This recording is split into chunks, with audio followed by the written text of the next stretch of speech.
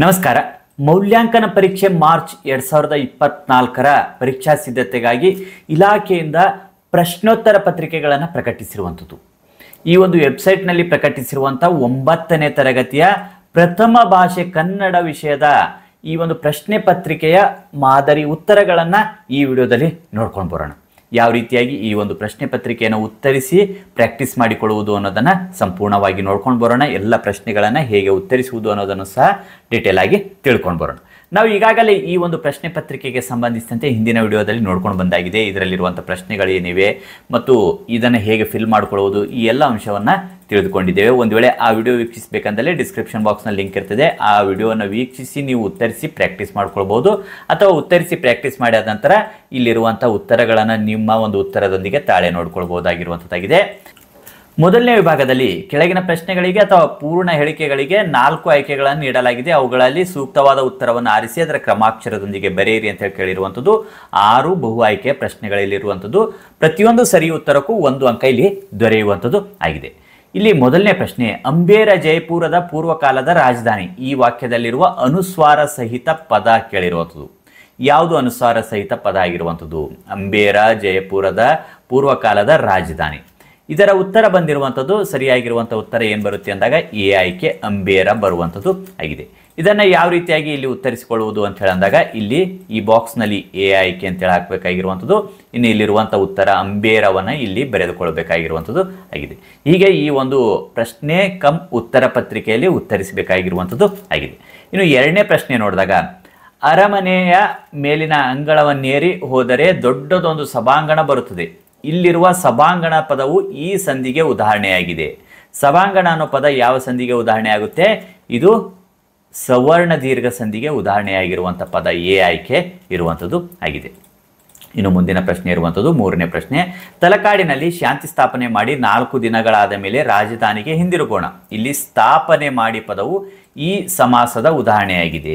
ಯಾವ ಒಂದು ಸಮಾಸಕ್ಕೆ ಉದಾಹರಣೆ ಅನ್ನೋದನ್ನು ಬರೆಯಬೇಕಾಗಿರುವಂಥದ್ದಾಗಿದೆ. ಸರಿಯಾಗಿರುವಂಥ ಉತ್ತರ ಇದು ಕ್ರಿಯಾ ಸಮಾಸವಾಗಿರುವಂಥದ್ದು. ಸಿ ಆಯ್ಕೆ ಕ್ರಿಯಾ ಸಮಾಸ ಬರುವಂಥದ್ದಾಗಿದೆ. ಇನ್ನು ಮುಂದಿನ ಪ್ರಶ್ನೆ ಇರುವಂಥದ್ದು 4ನೇ ಪ್ರಶ್ನೆ, ಡಾಕ್ಟರ್ BGL ಸ್ವಾಮಿ ಕರ್ನಾಟಕದ ಪ್ರಸಿದ್ಧ ಸಾಹಿತಿಗಳಲ್ಲಿ ಒಬ್ಬರಾಗಿದ್ದರು. ಈ ವಾಕ್ಯದಲ್ಲಿರುವ ಸಾಹಿತಿಗಳಲ್ಲಿ ಪದದಲ್ಲಿರುವ ವಿಭಕ್ತಿ, ಸಾಹಿತಿಗಳಲ್ಲಿ ಅನ್ನೋ ಪದದಲ್ಲಿರುವಂಥ ವಿಭಕ್ತಿ ಯಾವುದುಗಳಲ್ಲಿ ಅಂತೇಳಿ ಬಂದಿರುವಂಥದ್ದು. ಇದರ ವಿಭಕ್ತಿ ಬರುವಂಥದ್ದು ಸರಿಯಾಗಿರುವಂಥ ಉತ್ತರ ಸಪ್ತಮಿ. ಡಿ ಆಯ್ಕೆ ಸಪ್ತಮಿ ಬರುವಂಥದ್ದು ಆಗಿದೆ.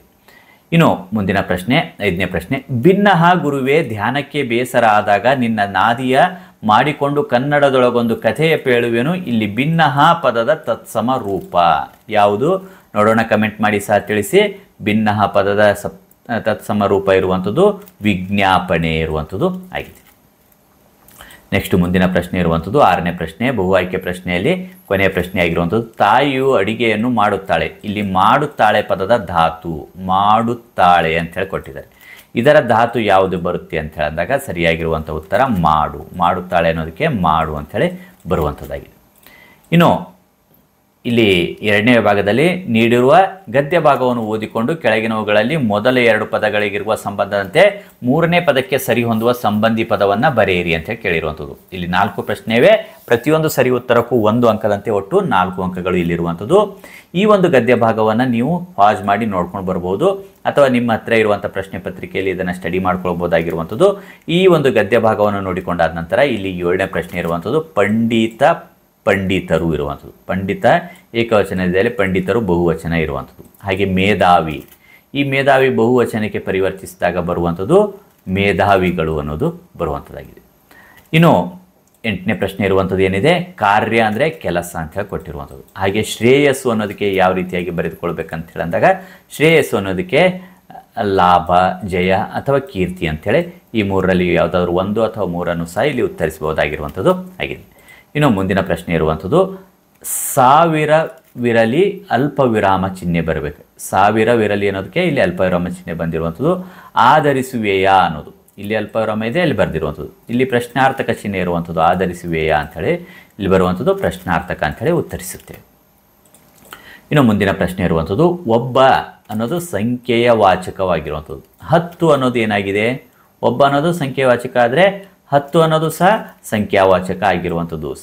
ಒಬ್ಬ ಅನ್ನೋದು ಸಂಖ್ಯೆಯ ವಾಚಕ ಆದರೆ 10 ಸಂಖ್ಯಾವಾಚಕ ಆಗಿರುವಂಥದ್ದು ಆಗಿದೆ. ಇನ್ನು ಮೂರನೇ ವಿಭಾಗದಲ್ಲಿ ಕೇಳಿರುವಂಥ ಪ್ರಶ್ನೆಗಳನ್ನು ನೋಡೋಣ.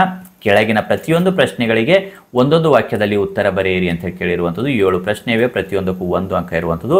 ಇಲ್ಲಿ ನೋಡಿ, ಹಲವಾರು ತಲಕಾಡು ನಗರವನ್ನು ಈ ರೀತಿಯಾಗಿ ಕೊಟ್ಟಿರುವಂಥದ್ದಾಗಿದೆ. ಇದನ್ನು ಓದಿಕೊಂಡು ನಂತರ 11ನೇ ಪ್ರಶ್ನೆ ಇರುವಂಥದ್ದು, ವಿಷ್ಣುವರ್ಧನ ಭೂಪಾಲನು ಯಾವುದಕ್ಕೆ ಆಸ್ಪದ ಕೊಡಲಿಲ್ಲ? ಇದಕ್ಕೆ ಸರಿಯಾಗಿರುವಂಥ ಉತ್ತರ ಬರುವಂಥದ್ದು, ತಲಕಾಡು ನಗರವನ್ನು ಲೂಟಿ ಮಾಡಲು ವಿಷ್ಣುವರ್ಧನ ಭೂಪಾಲ ಆಸ್ಪದ ಕೊಡಲಿಲ್ಲ. ಇನ್ನು 12ನೇ ಪ್ರಶ್ನೆ ಇರುವಂಥದ್ದು, ಮಾನವ ಯಾವುದನ್ನು ಗಾಳಿಯಲ್ಲಿ ತೂರಿ ಬಿಡಬಾರದು? ಮಾನವ ತನ್ನ ಮಾನವೀಯ ಗುಣಗಳನ್ನು ಗಾಳಿಗೆ ತೂರಿ ಬಿಡಬಾರದು. ಇನ್ನು 13ನೇ ಪ್ರಶ್ನೆ, ಯಾವುದು ಯೋಧ ಧರ್ಮ ಅಲ್ಲ ಅಂತ ಹೇಳಿ ಕೇಳಿರುವಂಥದ್ದು.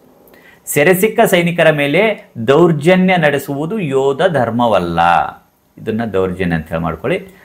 ಇನ್ನು 14ನೇ ಪ್ರಶ್ನೆ, ವಿಜಯದ ದಿನವೆಂದು ಯೋಧರು ಮೈಮರೆಯಬಾರದು ಏಕೆ?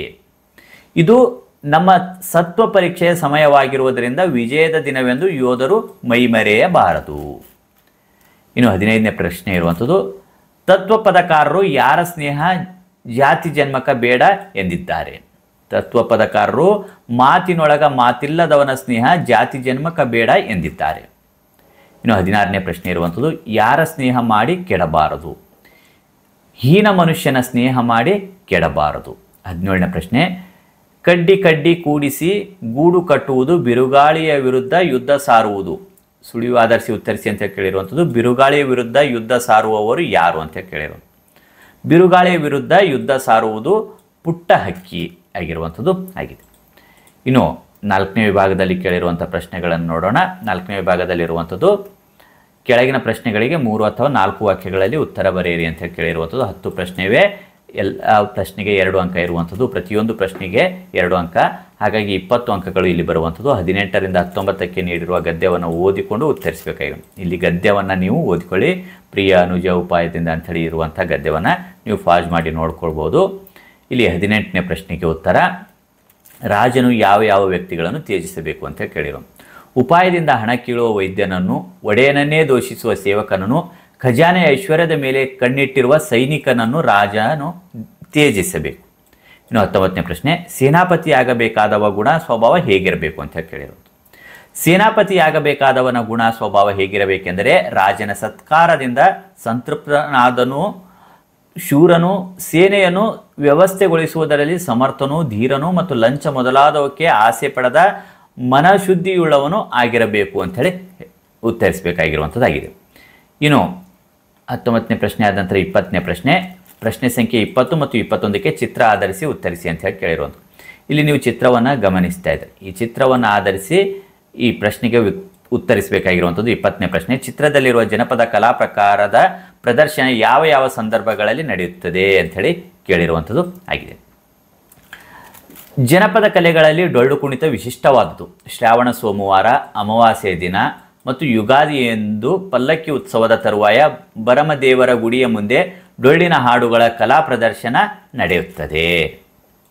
ಇನ್ನು ಮುಂದಿನ ಪ್ರಶ್ನೆ ಇರುವಂಥದ್ದು 21ನೇ ಪ್ರಶ್ನೆ. ಈ ಕಲಾವಿದರ ವೇಷಭೂಷಣ ಹೇಗಿರುತ್ತದೆ ಅಂತ ಹೇಳಿ ಕೇಳಿರುವಂಥದ್ದು.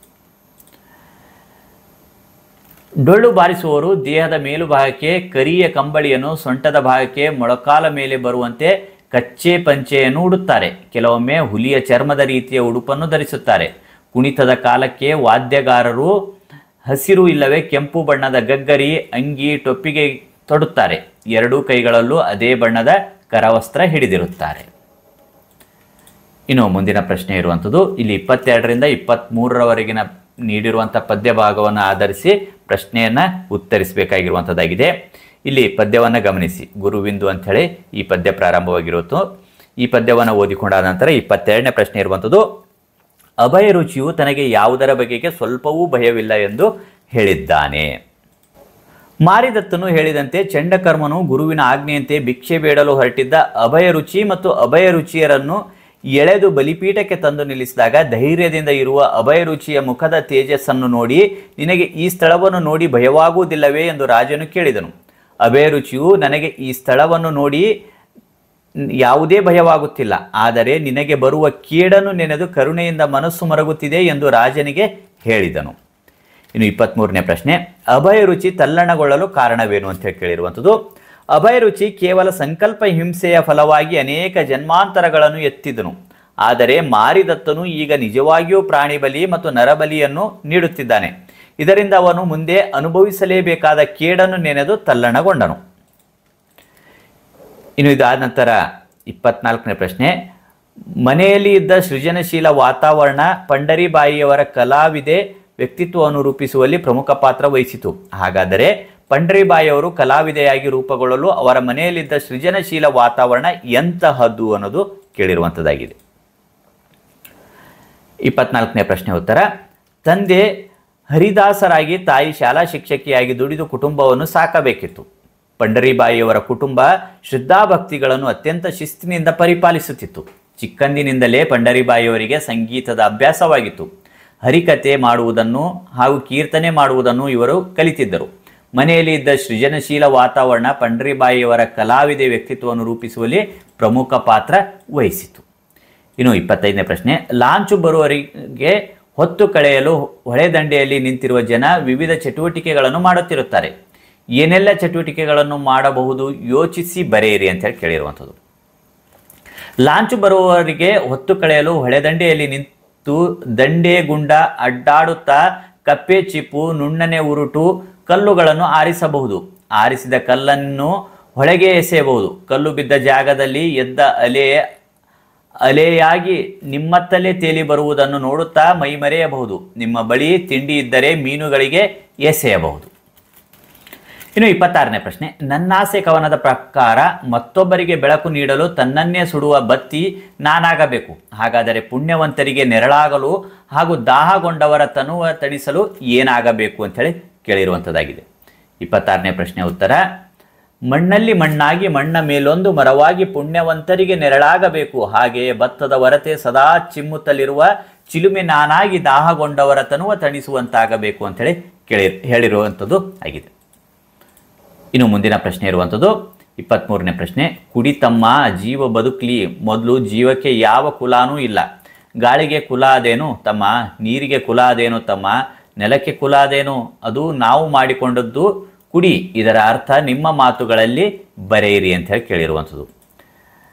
ಇದಕ್ಕೆ ಯಾವ ರೀತಿಯಾಗಿ ಉತ್ತರಿಸಿಕೊಂಡು ಬರ್ಬೋದು ಅಂದಾಗ, ಜೀವಕ್ಕೆ ಯಾವ ಕುಲವೂ ಇಲ್ಲ, ಗಾಳಿಗೆ ಕುಲ ಜಾತಿ ಇಲ್ಲ, ನೀರಿಗೆ ಯಾವ ಕುಲವೂ ಇಲ್ಲ, ಅದರಂತೆ ಭೂಮಿಗೂ ಯಾವ ಕುಲವೂ ಇಲ್ಲ. ಈ ಜಾತಿ ಕುಲಗಳನ್ನು ನಾವು ಮನುಷ್ಯರು ಮಾಡಿಕೊಂಡಿದ್ದು ಎಂಬುದು ಇದರ ಅರ್ಥವಾಗಿರುವಂಥದ್ದು ಆಗಿದೆ. ಇನ್ನು 5ನೇ ವಿಭಾಗದಲ್ಲಿ ಕೆಳಗಿನ ಪ್ರಶ್ನೆಗಳಿಗೆ ಉತ್ತರಿಸಿ ಅಂತ ಕೇಳಿರುವಂಥದ್ದು 2 ಪ್ರಶ್ನೆವೇ, ಪ್ರತಿಯೊಂದಕ್ಕೂ 3 ಅಂಕದಂತೆ ಒಟ್ಟು 6 ಅಂಕಗಳಲ್ಲಿರುವಂಥದ್ದು. 28ನೇ ಪ್ರಶ್ನೆ. ಚಿತ್ರದಲ್ಲಿರುವ ಸಾಹಿತಿಯನ್ನು ಗುರುತಿಸಿ ಕಾಲ, ಸ್ಥಳ, ಕೃತಿ, ಪ್ರಶಸ್ತಿಗಳನ್ನು ಕುರಿತು ಬರೆಯಿರಿ ಅಂತ ಕೇಳಿರುವಂಥದ್ದು. ಈ ಸಾಹಿತಿಯನ್ನು ಗುರುತಿಸಿ ಉತ್ತರಿಸಬೇಕಾಗಿರುವಂಥದ್ದು ಆಗಿದೆ. ಡಾಕ್ಟರ್ SL ಭೈರಪ್ಪ ಸಾಹಿತಿಯಾಗಿರುವಂಥದ್ದು. ಕನ್ನಡ ಸಾಹಿತ್ಯದ ಪ್ರಮುಖ ಸಾಹಿತಿಗಳಲ್ಲಿ ಒಬ್ಬರಾದ ಡಾಕ್ಟರ್ SL ಭೈರಪ್ಪ ಅವರು ಸಾಮಾನ್ಯ ಶಕ 1931ರಲ್ಲಿ ಹಾಸನ ಜಿಲ್ಲೆಯ ಚನ್ನರಾಯಪಟ್ಟಣದ ಸಂತೇಶಿವರದಲ್ಲಿ ಜನಿಸಿದರು. ಶ್ರೀಯುತರು ಧರ್ಮಶ್ರೀ, ಗ್ರಹಭಂಗ, ವಂಶವೃಕ್ಷ, ಅನ್ವೇಷಣ, ಧಾಟು, ಪರ್ವಮಂದ್ರ, ಆವರಣ ಸಾಹಿತ್ಯ ಮತ್ತು ಪ್ರತೀಕ ಕಥೆ ಮತ್ತು ಕಥಾವಸ್ತು ನಾನೇಕೆ ಬರೆಯುತ್ತೇನೆ ಎಂಬ ಕೃತಿಗಳನ್ನು ರಚಿಸಿದ್ದಾರೆ. ಇವರಿಗೆ ಕೇಂದ್ರ ಸಾಹಿತ್ಯ ಅಕಾಡೆಮಿ ಪ್ರಶಸ್ತಿ, ರಾಜ್ಯ ಸಾಹಿತ್ಯ ಅಕಾಡೆಮಿ ಪ್ರಶಸ್ತಿ, ಸರಸ್ವತಿ ಸಮ್ಮಾನ, ನಾಡೋಜ ಪ್ರಶಸ್ತಿಗಳು ದೊರೆತಿದೆ. ಇನ್ನು ಮುಂದಿನ ಪ್ರಶ್ನೆ ಇರುವಂಥದ್ದು 29ನೇ ಪ್ರಶ್ನೆ. ನಡುಗನ್ನಡದ ಪ್ರಮುಖ ಕವಿಗಳಲ್ಲಿ ಒಬ್ಬರಾದ ರತ್ನಾಕರ ವರ್ಣಿಯು ಕನ್ನಡ ಸಾಂಗತ್ಯ ಕವಿಗಳಲ್ಲಿ ಅಗ್ರಗಣ್ಯ. ಅಪ್ಪಟ ದೇಸಿ ಛಂದಸ್ಸಾದ ಸಾಂಗತ್ಯದಲ್ಲಿ ಬೃಹತ್ ಕಾವ್ಯ ರಚಿಸಿದ್ದಾರೆ. ಈ ಕವಿಯ ಕಾಲ, ಸ್ಥಳ, ಕೃತಿ ಮತ್ತು ಪ್ರಶಸ್ತಿಗಳನ್ನು ಕುರಿತು ವಾಕ್ಯ ರೂಪದಲ್ಲಿ ಬರೆಯಿರಿ ಅಂತ ಹೇಳಿ 29ನೇ ಪ್ರಶ್ನೆಯಲ್ಲಿ ಕೇಳಿರುವಂಥದ್ದಾಗಿದೆ. ರತ್ನಾಕರ ವರ್ಣಿ. ನಡುಗನ್ನಡ ಸಾಹಿತ್ಯದ ಪ್ರಮುಖ ಕವಿಗಳಲ್ಲಿ ಒಬ್ಬರಾದ ರತ್ನಾಕರ ವರ್ಣಿ ಕವಿಯು ಸಾಮಾನ್ಯ ಶಕ 1560ರಲ್ಲಿ ದಕ್ಷಿಣ ಕನ್ನಡ ಜಿಲ್ಲೆಯ ಮೂಡಬಿದ್ರೆಯಲ್ಲಿ ಜನಿಸಿದರು. ಈತನು ಶೃಂಗಾರ ಕವಿ ಎಂಬ ಅಭಿಧಾನಕ್ಕೆ ಪಾತ್ರನಾಗಿದ್ದು, ಸಾಂಗತ್ಯ ಛಂದಸ್ಸಿನಲ್ಲಿ ಭರತೇಶ ವೈಭವ ಎಂಬ ಬೃಹತ್ ಕಾವ್ಯವನ್ನು ರಚಿಸಿದ್ದಾನೆ. ಯೋಗಶಾಸ್ತ್ರ ಮತ್ತು ಕಾವ್ಯಶಾಸ್ತ್ರಗಳೆರಡರಲ್ಲೂ ಪರಿಣತನಾಗಿದ್ದ ಈತನು ಅಪರಾಜಿತೀಶ್ವರ ಶತಕ, ತ್ರಿಲೋಕ ಶತಕ, ರತ್ನಾಕರಾದೀಶ್ವರ ಶತಕ ಎಂಬ ಜೈನ ಧಾರ್ಮಿಕ ಕಾವ್ಯಗಳನ್ನು ರಚಿಸಿದ್ದಾನೆ. ಇನ್ನು ಮುಂದಿನ ವಿಭಾಗದಲ್ಲಿರುವಂಥ ಪ್ರಶ್ನೆಗಳನ್ನು ನೋಡೋಣ. ಕೆಳಗಿನ ಪದ್ಯ ಭಾಗಕ್ಕೆ ಪ್ರಸ್ತಾರ ಹಾಕಿ ಗಣ ವಿಭಾಗ ಮಾಡಿ ಛಂದಸ್ಸಿನ ಹೆಸರನ್ನು ಬರೆಯಿರಿ ಅಂತ ಹೇಳಿ ಕೇಳಿರುವಂಥದ್ದು 30ನೇ ಪ್ರಶ್ನೆಯಲ್ಲಿರುವಂಥದ್ದು. 3 ಅಂಕಕ್ಕೆ ಇದು ಕೇಳಿರುವಂಥದ್ದು ಆಗಿದೆ. ಈ ಪದ್ಯಕ್ಕೆ ಪ್ರಸ್ತಾರವನ್ನು ಈ ರೀತಿಯಾಗಿ ಹಾಕೊಂಡು ಬರಬೇಕಾಗಿರುವಂಥದ್ದು. ಇಲ್ಲಿ ಮಲ್ಲಿಗೆ, ಗುರು, ಲಘು ಲಘು ಹೀಗೆ ಹಾಕೊಂಡು ಬಂದಾಗ ಇಲ್ಲಿ 12 ಮಾತ್ರೆಗಳು ಬರುವಂಥದ್ದು. ಇಲ್ಲಿ 4 4 4 4 ಮಾತ್ರೆಗಳು 20 ಮಾತ್ರೆಗಳು ಬರುವಂಥದ್ದು. ಇದು ಮಾತ್ರಾಗಣ ಆಧಾರಿತ ಛಂದಸ್ಸು, ಆದ್ದರಿಂದ ಇದು ಕಂದ ಪದ್ಯ ಆಗಿರುವಂಥದ್ದು ಆಗಿದೆ. ಇನ್ನು ಕೆಳಗಿನ ವಾಕ್ಯದಲ್ಲಿರುವ ಅಲಂಕಾರವನ್ನು ಹೆಸರಿಸಿ ಲಕ್ಷಣ ಬರೆದು ಸಮನ್ವಯಗೊಳಿಸಿ ಅಂತೇಳಿ 3 ಅಂಕಕ್ಕೆ ಈ ಪ್ರಶ್ನೆ ಇರುವಂಥದ್ದು. ಬಾನಿನಲ್ಲಿ ಗಾಳಿಪಟಗಳು ಹಕ್ಕಿಗಳಂತೆ ಹಾರಾಡುತ್ತಿದ್ದವು ಅಂಥೇಳಿ ಇರುವಂಥದ್ದಾಗಿದೆ. ಇಲ್ಲಿ ಬಾನಿನಲ್ಲಿ ಗಾಳಿಪಟಗಳು ಅಂಥೇಳಿ ಬಂದಾಗ ಅಲಂಕಾರ ಬರುವಂಥದ್ದು ಉಪಮಾ ಅಲಂಕಾರ ಬರುವಂಥದ್ದಾಗಿದೆ. ಉಪಮೇಯ ಇರುವಂಥದ್ದು ಗಾಳಿಪಟಗಳು, ಉಪಮಾನ ಹಕ್ಕಿಗಳು, ಉಪಮಾವಾಚಕ ಅಂತೆ ಇರುವಂಥದ್ದು, ಸಮಾನ ಧರ್ಮ ಹಾರಾಡುವುದು, ಸಮನ್ವಯ ಇಲ್ಲಿ ಉಪಮೇಯವಾದ ಗಾಳಿಪಟಗಳು ಉಪಮಾನವಾದ ಹಕ್ಕಿಗಳಂತೆ ಹೋಲಿಸಲಾಗಿದೆ, ಆದ್ದರಿಂದ ಇದು ಉಪಮಾ ಅಲಂಕಾರವಾಗಿರುವಂಥದ್ದು ಆಗಿದೆ.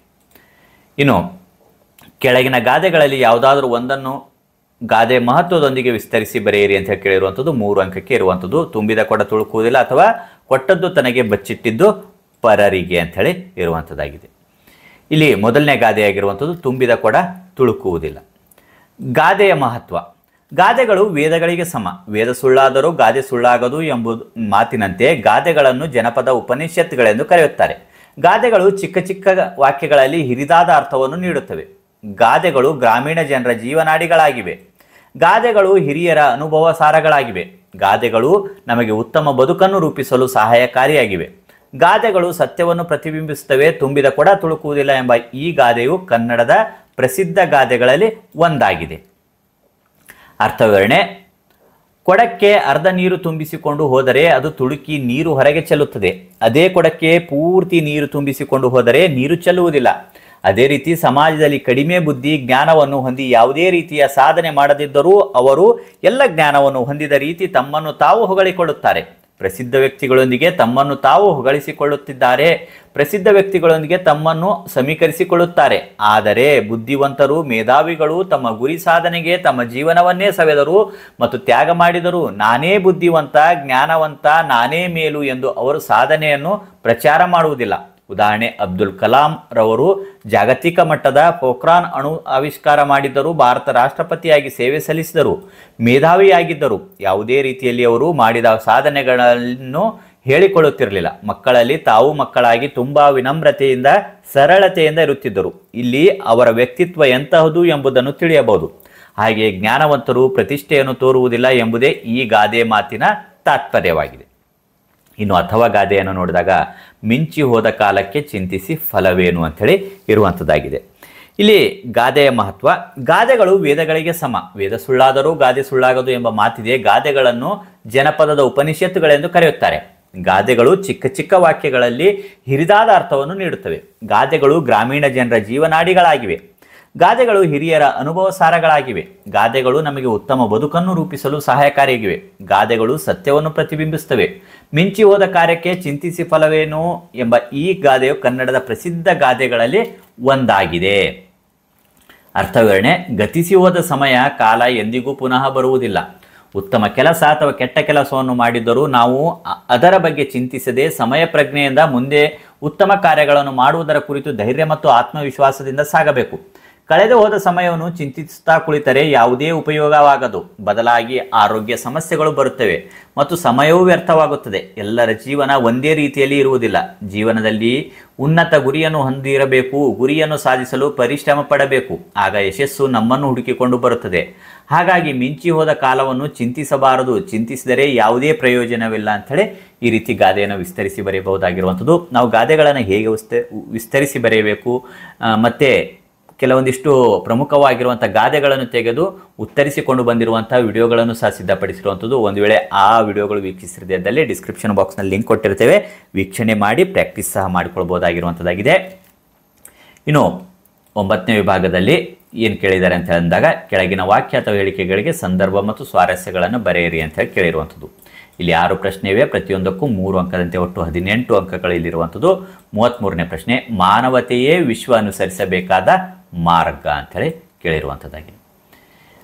ಆಯ್ಕೆ. ಈ ಮೇಲಿನ ವಾಕ್ಯವನ್ನು ಪಠ್ಯಪುಸ್ತಕ ರಚನಾ ಸಮಿತಿ ಸಿದ್ಧಪಡಿಸಿ ನಿಗದಿಪಡಿಸಿದ ಆರಿಸಿಕೊಂಡ ಆದರ್ಶ ಶಿಕ್ಷಕ ಸರ್ವೇಪಲ್ಲಿ ರಾಧಾಕೃಷ್ಣನ್ ಗದ್ಯಪಾಠದಿಂದ ಆರಿಸಿಕೊಳ್ಳಲಾಗಿದೆ. ಸಂದರ್ಭ: ರಾಧಾಕೃಷ್ಣನ್ ಅವರು ಕೆನಡಾದ ರೇಡಿಯೋ ಭಾಷಣ ಮಾಡುವ ಸಂದರ್ಭದಲ್ಲಿ ಈ ಮಾತನ್ನು ಹೇಳಿದ್ದಾರೆ. ಸ್ವಾರಸ್ಯ: ವಿಶ್ವದ ಸರ್ವ ಸಮಸ್ಯೆಗಳಿಗೆ ಮಾನವೀಯತೆ ಇಲ್ಲದಿರುವುದೇ ಕಾರಣ. ಇಡೀ ವಿಶ್ವದಲ್ಲಿ ಶಾಂತಿ ಸೌಹಾರ್ದತೆ ನೆಲೆಸಬೇಕಾದರೆ ವಿಶ್ವದ ಪ್ರತಿಯೊಬ್ಬರೂ ಮಾನವೀಯತೆಯನ್ನು ಅನುಸರಿಸಬೇಕೆಂಬುದು ತಮ್ಮ ರೇಡಿಯೋ ಭಾಷಣದಲ್ಲಿ ಹೇಳುವಾಗ ಈ ಮೇಲಿನ ಮಾತು ಸ್ವಾರಸ್ಯಪೂರ್ಣವಾಗಿ ಮೂಡಿಬಂದಿದೆ. ಇನ್ನು 34ನೇ ಸಂದರ್ಭ: ಕುತಂತ್ರವನ್ನು ತಂತ್ರಗಾರಿಕೆಯಿಂದಲೇ ಮಣಿಸಬೇಕು. ಆಯ್ಕೆ: ಈ ಮೇಲಿನ ವಾಕ್ಯವನ್ನು ಡಾಕ್ಟರ್ ಗಜಾನನ್ ಶರ್ಮಾರವರು ಬರೆದಿರುವ ಚೆನ್ನಭೈರಾದೇವಿ ಗದ್ಯಪಾಠದಿಂದ ಆರಿಸಿಕೊಳ್ಳಲಾಗಿದೆ. ಸಂದರ್ಭ: ರಾಣಿ ಚೆನ್ನಭೈರಾದೇವಿಯ ಯುದ್ಧ ತಂತ್ರವನ್ನು ವರ್ಣಿಸುವಾಗ ಮೇಲಿನ ಮಾತು ಬಂದಿದೆ. ಸ್ವಾರಸ್ಯ: ರಾಣಿಯು ಹೊನ್ನಾವರ ಕೋಟೆಯನ್ನು ಸಂಪೂರ್ಣ ತೆರವುಗೊಳಿಸಿ ಪೋರ್ಚುಗೀಸರು ಬಂದರಿನಿಂದ ಹೊರಬಂದ ನಂತರ ಪಲಾಯನ ಮಾಡಿ ಎಂದು ಭೈರವ ನಾಯಕನಿಗೆ ಹೇಳಿದರು. ಆಗ ಭೈರವ ನಾಯಕನು, ಮಹಾರಾಣಿ, ನಮ್ಮ ಯೋಧರು ಶತ್ರುಗಳಿಗೆ ಬೆನ್ನು ತೋರಿಸಬೇಕೇ ಎಂದಾಗ ಮಹಾರಾಣಿ, ನಾಯಕರೇ, ಇದು ಯುದ್ಧ ತಂತ್ರ, ಮುಳ್ಳನ್ನು ಮುಳ್ಳಿನಿಂದ ತೆಗೆಯಬೇಕು ಎಂದು ಹೇಳುವ ಸಂದರ್ಭದಲ್ಲಿ ಈ ಮಾತು ಬಂದಿದೆ. ಇನ್ನು ಮುಂದಿನ ಸಂದರ್ಭ: ನೀನತ್ಯಂತ ಕರುಣಿ. ಆಯ್ಕೆ: ಈ ಮೇಲಿನ ವಾಕ್ಯವನ್ನು ಹರಿಹರ ಕವಿ ಬರೆದಿರುವ ನಂಬಿಯಣ್ಣನ ರಗಳೆ ಕೃತಿಯಿಂದ ಆರಿಸಿಕೊಂಡ ಹರಲೀಲೆ ಗದ್ಯಪಾಠದಿಂದ ಆರಿಸಿಕೊಳ್ಳಲಾಗಿದೆ. ಸಂದರ್ಭ: ನಂಬಿಯಣ್ಣನ ಮದುವೆಯನ್ನು ನಿಲ್ಲಿಸಲು ಭೂಲೋಕಕ್ಕೆ ಹೋಗುವಾಗ ಶಿವನು ಹೇಳಿದಾಗ ಗಿರಿಜೆ ತಾನು ಬರುತ್ತೇನೆಂದು ಕೇಳುವ ಸಂದರ್ಭದಲ್ಲಿ ಶಿವ ಹೇಳಿದ ಮಾತಿದು. ಸ್ವಾರಸ್ಯ: ನಂಬಿಯಣ್ಣನ ಮದುವೆಯನ್ನು ನಿಲ್ಲಿಸಲು ಭೂಲೋಕಕ್ಕೆ ಹೋಗುವಾಗ ಶಿವನು ಹೇಳಿದಾಗ ಗಿರಿಜೆ ತಾನು ಬರುತ್ತೇನೆಂದು ಕೇಳಿಕೊಳ್ಳುತ್ತಾಳೆ. ಆ ಸಂದರ್ಭದಲ್ಲಿ ಶಿವನು ಹೀಗೆ ಹೇಳುತ್ತಾನೆ: ನೀನು ಕರುಣಾಮಯಿ, ಆದರೆ ನಾನು ಮಾಡುವುದು ನಿಷ್ಠುರದ ಕೆಲಸ, ಆದ್ದರಿಂದ ನೀನು ಬರುವುದೂ ಬೇಡವೆಂದು ಶಿವನು ಹೇಳುತ್ತಾನೆ. ಇನ್ನು 36ನೇ ಸಂದರ್ಭ: ಅದಕ್ಕೆ ತಲೆವಾಗುವುದೇ ಸೃಷ್ಟಿಯೋಳರ್ಮ. ಆಯ್ಕೆ: ಈ ಮೇಲಿನ ವಾಕ್ಯವನ್ನು SV ಪರಮೇಶ್ವರ ಭಟ್ಟರು ಬರೆದಿರುವ ಗಗನಚುಕ್ಕಿ ಕವನ ಸಂಕಲನದಿಂದ ಆರಿಸಿಕೊಂಡ ಹೇಮಂತ ಪದ್ಯದಿಂದ ಆರಿಸಿಕೊಳ್ಳಲಾಗಿದೆ. ಸಂದರ್ಭ: ಹೇಮಂತನ ಕಠಿಣ ಶಾಸನಕ್ಕೆ ತಲೆಬಾಗಿ ಪ್ರಕೃತಿಯು ತನ್ನ ಸೃಷ್ಟಿಯನ್ನು ಉಳಿಸಿಕೊಳ್ಳುತ್ತದೆ ಎಂದು ಹೇಳುವ ಸಂದರ್ಭದಲ್ಲಿ ಈ ಮಾತು ಬಂದಿದೆ. ಸ್ವಾರಸ್ಯ: ಹೇಮಂತನ ಆರಂಭದಿಂದ ತಟಸ್ಥಾವಸ್ಥೆಗೆ ಜಾರುವ ಪ್ರಕೃತಿಗೆ ಹೇಮಂತ ಬೇಡವೇ? ಹೇಮಂತ ಋತುವನ್ನು ಎದುರುಗೊಳ್ಳುವ ಬಗೆ ಹಾಗೂ ಹೇಮಂತನ ಈ ಕಠಿಣ ಶಾಸನಕ್ಕೆ ತಲೆವಾಗಲೇಬೇಕು ಎಂದು ಹೇಳುವಾಗ ಈ ಮಾತು ಸ್ವಾರಸ್ಯಪೂರ್ಣವಾಗಿ ಮೂಡಿಬಂದಿದೆ. ಇನ್ನು ಮುಂದಿನ ಸಂದರ್ಭ: ಬೆಳೆ ಬೆಳೆಯುತ್ತಾ ದಿವಿನಾದೆ. ಆಯ್ಕೆ: ಈ ಮೇಲಿನ ವಾಕ್ಯವನ್ನು ಶಿಶುನಾಳ ಶರೂಪರು ಬರೆದಿರುವ ಬಿದಿರು ತತ್ವಪದದಿಂದ ಆರಿಸಿಕೊಳ್ಳಲಾಗಿದೆ. ಸಂದರ್ಭ: ಬೃಹದಾಕಾರವಾಗಿ ಬೆಳೆಯುವ ಬಿದಿರು ಹುಟ್ಟುವಾಗ ಹುಲ್ಲಾಗಿ ಬೆಳೆ ಬೆಳೆಯುತ್ತಾ ಮೈತುಂಬಿಕೊಳ್ಳುತ್ತದೆ ಎಂದು ಹೇಳುವ ಸಂದರ್ಭದಲ್ಲಿ ಈ ಮಾತು ಬಂದಿದೆ. ಸ್ವಾರಸ್ಯ: ಬೃಹದಾಕಾರವಾಗಿ ಬೆಳೆಯುವ ಬಿದಿರು ಹುಟ್ಟುವಾಗ ಹುಲ್ಲಾಗಿ ಹುಟ್ಟುತ್ತದೆ. ಇದು ಹುಲ್ಲಿನ ಜಾತಿಗೆ ಸೇರಿದ ದೊಡ್ಡ ಸಸ್ಯ. ಬೆಳೆ ಬೆಳೆಯುತ್ತಾ ಮೈತುಂಬಿಕೊಳ್ಳುತ್ತದೆ ಎಂದು ಬಿದಿರು ಬೆಳೆಯುವ ಬಗೆಯನ್ನು ವರ್ಣಿಸಿರುವುದು ಸ್ವಾರಸ್ಯಪೂರ್ಣವಾಗಿ ಮೂಡಿಬಂದಿದೆ. ಇನ್ನು 38ನೇದು: ಬಡತನ ಹೊತ್ತಾನೆ ದೊರಕಿ ಫಲವೇನು. ಆಯ್ಕೆ: ಈ ಮೇಲಿನ ವಾಕ್ಯವನ್ನು ರಾಘವಾಂಕನು ಬರೆದಿರುವ ಹರಿಶ್ಚಂದ್ರ ಕಾವ್ಯದಿಂದ ಆರಿಸಿಕೊಂಡ ನಿನ್ನ ಮುತ್ತಿನ ಸತ್ತಿಗೆ ನಿತ್ತು ಸಲಹು ಎಂಬ ಪದ್ಯ ಭಾಗದಿಂದ ಆರಿಸಿಕೊಳ್ಳಲಾಗಿದೆ. ಸಂದರ್ಭ: ಹರಿಶ್ಚಂದ್ರನು ತನ್ನ ಬಳಿಗೆ ಬಂದು ಸುಂದರವಾಗಿ ನರ್ತಿಸಿ ಮನಸ್ಸಿಗೆ ಸಂತಸ ನೀಡಿದ ಗಾಣರಾಣಿಯರಿಗೆ ಆಭರಣಗಳನ್ನು ಬಹುಮಾನವಾಗಿ ನೀಡಿದಾಗ ಅವರು ಅದನ್ನು ತಿರಸ್ಕರಿಸಿ ಹರಿಶ್ಚಂದ್ರನಿಗೆ ಬಡತನ ಬಂದ ಸಮಯದಲ್ಲಿ ಆನೆ ದೊರಕಿ ಫಲವೇನು, ಹಾಗೆಯೇ ತಮಗೆ ನೀವು ಈ ಬಹುಮಾನ ನೀಡಿದ್ದು ಸೂಕ್ತವಲ್ಲ ಎಂದು ಹೇಳುವ ಸಂದರ್ಭದಲ್ಲಿ ಈ ಮಾತು ಮೂಡಿ ಬಂದಿದೆ. ಇನ್ನು ಮುಂದಿನ ವಿಭಾಗದಲ್ಲಿ ಕೆಳಗಿನ ಪದ್ಯ ಭಾಗವನ್ನು ಪೂರ್ಣಗೊಳಿಸಿ ಬರೆಯಿರಿ ಅಂತ ಹೇಳಿ ಕೇಳಿರುವಂಥದ್ದು. ಇಲ್ಲಿ 4 ಅಂಕಕ್ಕೆ ಈ ಪದ್ಯವನ್ನು ಬರೀಬೇಕಾಗಿರುವಂಥದ್ದು. ಜಾತಿ, ಕುಲ, ಮತ ಮತ್ತು ಅಥವಾ ಪದ್ಯ ಇರುವಂಥದ್ದು, ಉನ್ನತ ಇರುವಂಥದ್ದು ಆಗಿದೆ. ಇವೆರಡೂ ಪದ್ಯಗಳಲ್ಲಿ ಯಾವುದಾದ್ರೂ ಒಂದು ಪದ್ಯವನ್ನು ಉತ್ತರಿಸಬಹುದಾಗಿರುವಂಥದ್ದಾಗಿದೆ. ಇಲ್ಲಿ ಪದ್ಯವನ್ನು ನೀವು ನೋಡ್ಕೊಳ್ಬೋದು. 39ನೇ ಪ್ರಶ್ನೆಯ ಪದ್ಯ, ಮೊದಲನೇ ಪದ್ಯ ಈ ಕಡೆ ಅಥವಾ ಪದ್ಯ ಸಹ ಇರುವಂಥದ್ದಾಗಿದೆ. ಈ 2 ಪದ್ಯಗಳನ್ನು ನೋಡಿ ನೀವು ಪ್ರಾಕ್ಟೀಸ್ ಮಾಡಿಕೊಂಡು ಉತ್ತರಿಸಬಹುದಾಗಿರುವಂಥದ್ದಾಗಿದೆ. ಇನ್ನು 11ನೇ ವಿಭಾಗದಲ್ಲಿ ಕೆಳಗಿನ ಪದ್ಯ ಭಾಗವನ್ನು ಓದಿ ಅರ್ಥ ಮಾಡಿಕೊಂಡು ಅಡಕವಾಗಿರೋ ಮೌಲ್ಯವನ್ನು ಆಧರಿಸಿ ಸಾರಾಂಶವನ್ನು ಬರೆಯಬೇಕಾಗಿರುವಂಥದ್ದು. 4 ಅಂಕಕ್ಕೆ ಇರುವಂಥದ್ದು ಆಗಿದೆ. ಈ ಪದ್ಯ ಭಾಗವನ್ನು ನೀವು ಓದಿ ಅರ್ಥ ಮಾಡಿಕೊಳ್ಬೇಕಾಗಿರುವಂಥದ್ದು. ಅರ್ಥ ಮಾಡಿಕೊಂಡಾದ ನಂತರ ಈ ಪದ್ಯದ ಸಾರಾಂಶವನ್ನು ಈ ರೀತಿಯಾಗಿ ಬರೆದುಕೊಂಡು ಬರಬಹುದಾಗಿರುವಂಥದ್ದು. ಈ ಮೇಲಿನ ಸಾಲುಗಳನ್ನು ಕನ್ನಡ ನಾಡು ನುಡಿ ಪದ್ಯದ ಶ್ರೀ ವಿಜಯ ಬರೆದಿರುವ ಭಾಗದಿಂದ ಆರಿಸಿಕೊಳ್ಳಲಾಗಿದೆ. ಮೌಲ್ಯಗಳು ಅಥವಾ ಆಶಯಗಳು: ನಮ್ಮ ಕನ್ನಡ ನಾಡು ನುಡಿಯ ವಿಶಿಷ್ಟತೆಯನ್ನು ನಮ್ಮ ನಾಡಿನ ಕವಿಗಳು ಮನಸಾರೆ ಹೊಗಳಿದ್ದಾರೆ. ಕನ್ನಡ ನಾಡಿನ ಸಂಸ್ಕೃತಿ ಹಾಗೂ ಭಾಷಾ ಹಿರಿಮೆಗಳನ್ನು ಸುಂದರವಾಗಿ ವರ್ಣಿಸಿದ್ದಾರೆ. ಕನ್ನಡದ ಕವಿಗಳು ಅಥವಾ ಕಾಳಜಿಯನ್ನು ಅವರ ಕಾವ್ಯಗಳಲ್ಲಿ ಕಾಣಬಹುದು. ಅದರಂತೆ ಶ್ರೀ ವಿಜಯನು ನಮ್ಮ ಕನ್ನಡದ ಜನಪದರು ಅಕ್ಷರಸ್ಥರಿಲ್ಲದಿದ್ದರೂ ಕಾವ್ಯ ಪ್ರಯೋಗ ಪರಿಣತರು ಎಂದು ಈ ಮೇಲಿನ ಸಾಲುಗಳಲ್ಲಿ ವರ್ಣಿಸಿದ್ದಾನೆ. ಇನ್ನು ಸಾರಾಂಶ: ಕನ್ನಡ ನಾಡಿನ ಜನರು ಪದವನ್ನು ಅರಿತು ಮಾತನಾಡುವವರು, ನುಡಿದಂತೆ ನಡೆಯುವ ಗುಣವುಳ್ಳವರು. ಕನ್ನಡ ನಾಡಿನ ಜನರು ನಿಜವಾಗಿಯೂ ಚತುರರು, ಏಕೆಂದರೆ ಕುಳಿತು ಓದದೆಯೇ ಅಕ್ಷರಸ್ಥರಲ್ಲದಿದ್ದರೂ ಸುಂದರವಾದ ಕಾವ್ಯಗಳನ್ನು ರಚಿಸುವುದರಲ್ಲಿ ಪ್ರವೀಣರು ಎಂದು ಕವಿ ಶ್ರೀ ವಿಜಯ ತನ್ನ ಕಾವ್ಯದಲ್ಲಿ ಕನ್ನಡ ನಾಡಿನ ಜನರ ಜಾಣ್ಮೆಯನ್ನು ವರ್ಣಿಸಿದ್ದಾನೆ. ಇನ್ನು ಕೆಳಗಿನ ಪ್ರಶ್ನೆಗಳಿಗೆ 8-10 ವಾಕ್ಯಗಳಲ್ಲಿ ಉತ್ತರಿಸಿ ಅಂತ ಕೇಳಿರುವಂಥದ್ದು. 2 ಪ್ರಶ್ನೆ ಇವೆ, ಪ್ರತಿಯೊಂದಕ್ಕೂ 4 ಅಂಕ ಇರುವಂಥದ್ದು. ಇಲ್ಲಿ ಒಂದು ಚಿತ್ರವನ್ನು ನೀವು ಗಮನಿಸಿ. ಇಲ್ಲಿ ನೀವು ಚಿತ್ರವನ್ನು ನೋಡ್ತಾ ಇರಬಹುದಾಗಿರುವಂಥದ್ದು. ಈ ಪಿಕ್ಚರನ್ನು ನೋಡಿ ಇದು ಆದ ನಂತರ 41ನೇ ಪ್ರಶ್ನೆ: ಜೈಪುರದಲ್ಲಿ ಈ ಸ್ಮಾರಕದ ವಿಶೇಷತೆಯನ್ನು ಪರಿಚಯ ಮಾಡಿಕೊಡಿ ಅಂತ ಹೇಳಿ ಕೇಳಿರುವಂಥದ್ದು. ಅಥವಾ ಪ್ರಶ್ನೆ ಸಹ ಇರುವಂಥದ್ದು: ಈ ಸ್ಮಾರಕವು ಗಣಿತಕ್ಕೂ ಸೂಕ್ಷ್ಮ ಪರಿಶೀಲನೆಗೂ ಹಿರಿಯರು ಸಲ್ಲಿಸಿದ ಕಾಣಿಕೆ. ಈ ಹೇಳಿಕೆಯನ್ನು ಸಮರ್ಥಿಸಿ ಬರೆಯಿರಿ. ಅಥವಾ ಇದು ಆದರೂ ಬರೀಬಹುದು ಅಥವಾ ಇದು ಆದರೂ ಸಹ ಬರೆಯಬಹುದಾಗಿರುವಂಥದ್ದು. ಉತ್ತರ: ಜಂತ್ರಮಂತ್ರ ಹಳೆಯ ಕಾಲದ ಖಗೋಳ ವಿಜ್ಞಾನದ ಪರಿಶೀಲನಾಲಯ. 400ರಿಂದ 500 ವರ್ಷಗಳ ಪೂರ್ವದಲ್ಲಿ ಖಗೋಳಶಾಸ್ತ್ರಜ್ಞರು ಗ್ರಹ, ಸೂರ್ಯ, ಚಂದ್ರ, ತಾರಾಮಂಡಲಗಳನ್ನು ಅಳೆದು ಪರಿಶೀಲಿಸಲು ನೋಡುವ ಸಲುವಾಗಿ ಅಲ್ಲಿ ವಿಚಿತ್ರವಾದ ಸಾಧನಗಳನ್ನು ನೆಟ್ಟಿದ್ದಾರೆ. ಅಂತಹ 18 ವಿಧದ ಸಾಧನಗಳ ವಿಚಿತ್ರ ರಚನೆಗಳಿವೆ. ಗಳಿಗೆ ಅಳೆಯುವುದಕ್ಕೆ, ಪ್ರತಿಯೊಂದು ತಿಂಗಳಿನಲ್ಲೂ ಸೂರ್ಯ ನಕ್ಷತ್ರಗಳ ಗತಿ ಪರಿಶೀಲಿಸುವುದಕ್ಕೆ ಏನೇನು ಏರ್ಪಾಟುಗಳಿವೆ. ಪ್ರತಿಯೊಂದು ಸಾಧನದ ಮೇಲೂ ಅವುಗಳ ಉಪಯೋಗ ಮತ್ತು ಕಾಲವನ್ನು ಅಳೆಯುವ ರೀತಿ ಮೊದಲಾದವನ್ನು ನಮೂದಿಸಿದೆ.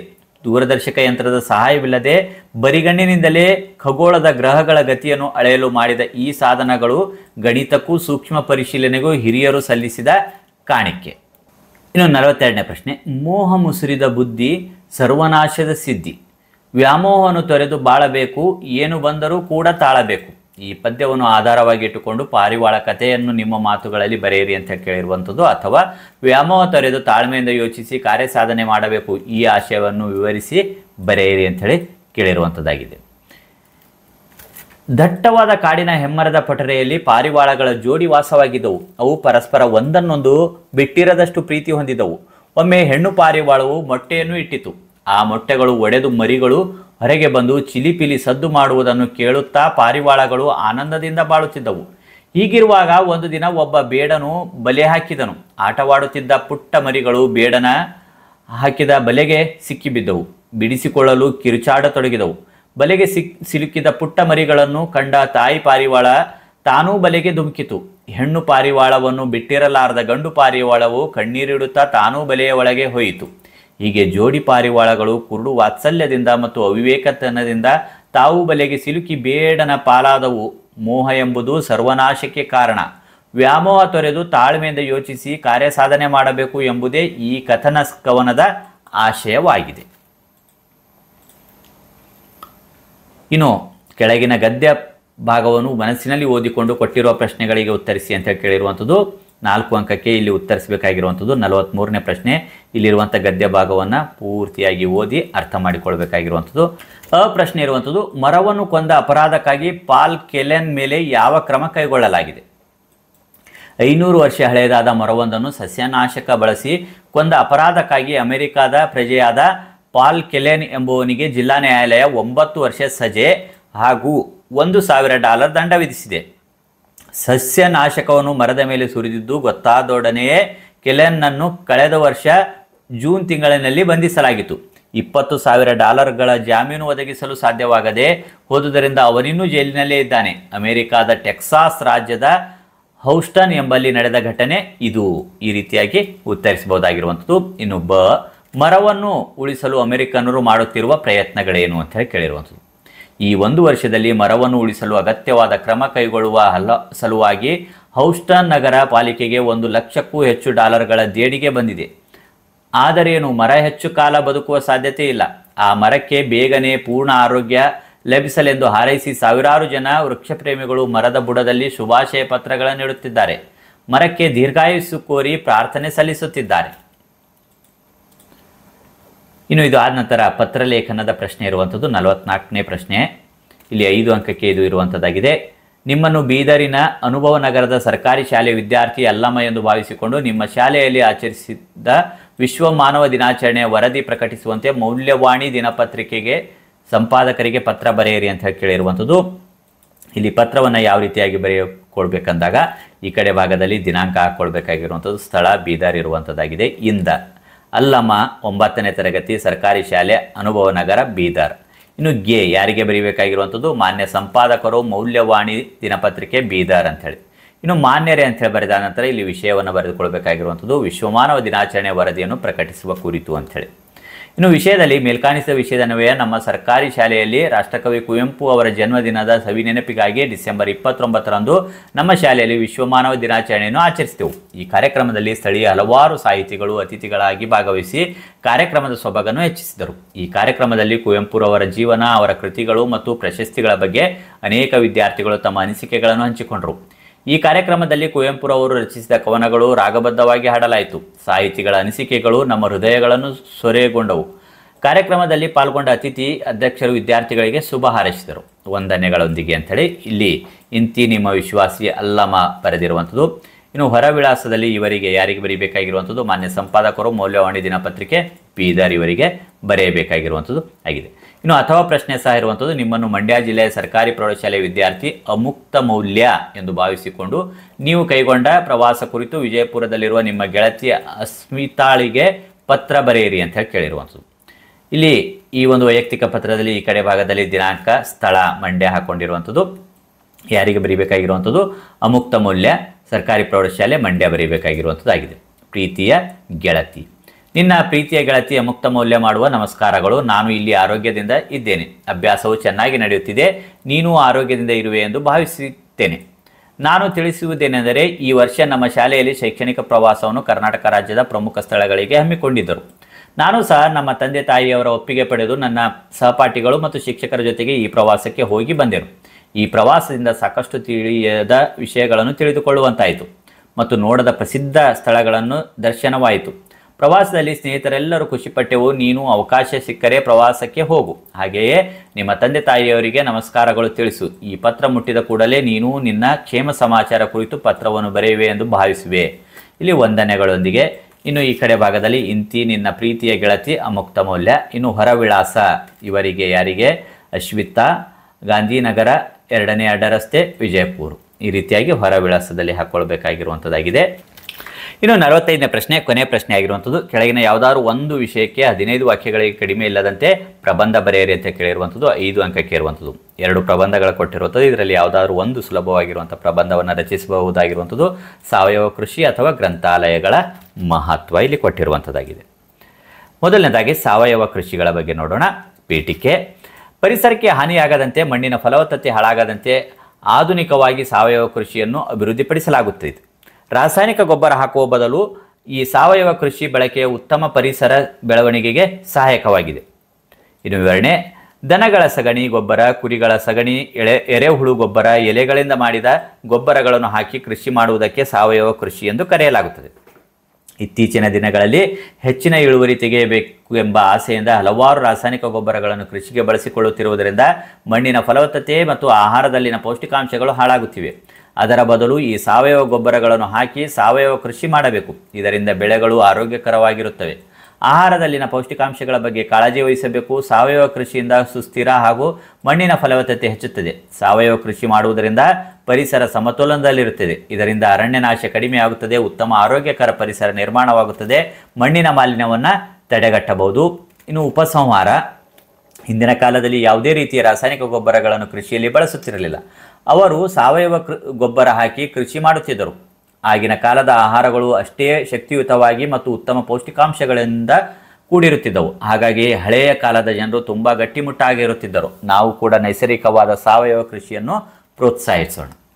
ಈ ರೀತಿಯಾಗಿ ಉತ್ತರಿಸಬಹುದಾಗಿರುವಂಥದ್ದು. ಇನ್ನು ಅಥವಾ ಗ್ರಂಥಾಲಯಗಳ ಮಹತ್ವಕ್ಕೆ ಸಂಬಂಧಿಸಿದಂತೆ ಪೀಠಿಕೆ, ಗ್ರಂಥಗಳಿಲ್ಲದ ಕೋಣೆ ಆತ್ಮವಿಲ್ಲದ ದೇಹವಿದ್ದಂತೆ. ನಾಣ್ಣುಡಿಯಂತೆ ಗ್ರಂಥಗಳನ್ನು ಹೊಂದಿ ಆತ್ಮವನ್ನು ಇಟ್ಟುಕೊಳ್ಳಬೇಕು. ಇಂದಿನ ಯುಗದಲ್ಲಿ ಜ್ಞಾನಾಭಿವೃದ್ಧಿಗೆ ಮತ್ತು ಅಮೂಲ್ಯವಾದ ಸಮಯ ಸದುಪಯೋಗಕ್ಕೆ ಗ್ರಂಥಾಲಯಗಳು ಬಹಳ ಮುಖ್ಯ ಎನಿಸುತ್ತವೆ.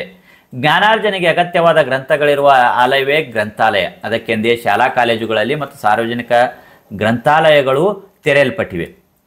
ವಿಷಯ ವಿವರಣೆ, ಮಾನವನ ಜೀವನದಲ್ಲಿ ಪುಸ್ತಕಗಳು ಪ್ರಮುಖ ಪಾತ್ರ ವಹಿಸುತ್ತವೆ.